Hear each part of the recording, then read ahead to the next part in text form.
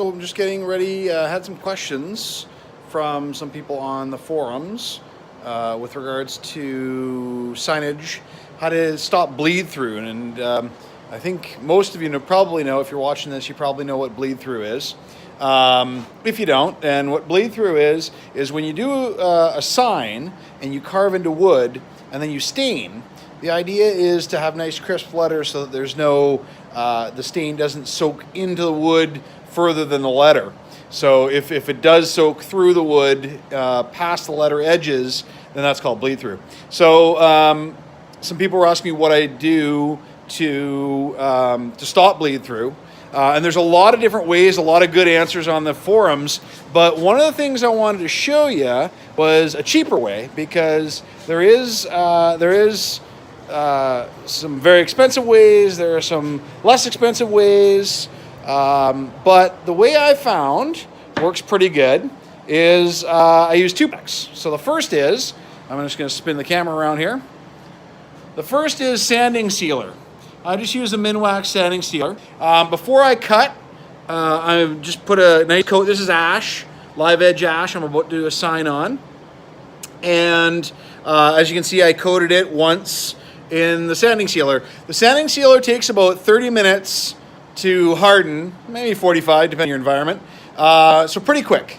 But the other thing that I use, so then what you do is you then carve into this, and then you apply your stain.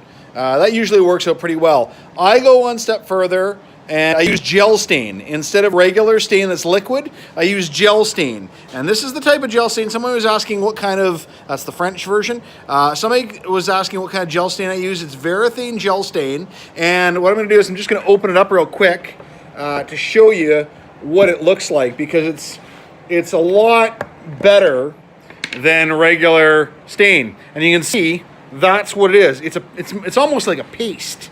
And if I get a dowel here and or a piece of wood, I'll just show you. So it's literally a paste. And that won't soak into the wood. Like you can see here, it's not soaking through the wood. It's, so if I wipe this, you'll see where I put it. I'll get nice and close up there. It's staying right where I put it. It's not bleeding into the wood at all. And that's the beauty of it. So I actually very often don't even use the sanding sealer. I just use the gel stain and then apply it and then just lightly sand over top to get rid of it. But in this case, I'm getting ready for a show, and I got to get some stuff done, and I don't want to do a whole lot more sanding. So I'm just going to make it easy on myself and just have a nice professional finish with everything done perfectly. But 99.9% of the time, you don't even need the sanding sealer when you use gel stain. So anyway, hope that helps. And hope that clears some things up. So it's Varathane gel stain, and if you want to use the Minwax sanding sealer is what I use, but there's a whole bunch of sanding sealers. That's what I would recommend. Okay, take care.